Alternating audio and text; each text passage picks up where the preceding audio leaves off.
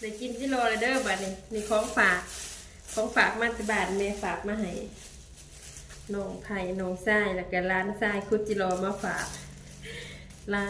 ยสิเก็บมากินเป็นเดือนเลยของฝากที่ลำคาพูดที่มาเอิญจิโร่ไข่แล้วก็มีเต็มกลนดีใจหลายที่ได้กินจิโร่ขอบใจทุกคนที่คุดมาให้เด้อขอบใจหลายขอบใจคนที่มาฝากขอบหิวพี่เนี่ยดีใจแห้งสิได้กินจิโร่เนี่ยนี่ก็คือผักขะแยงมาแต่บาทนี่งามอย่านั่ง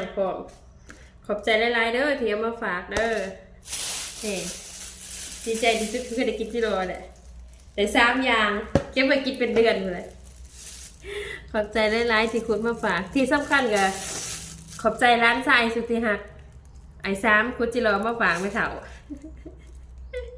ดีใจแฮะแก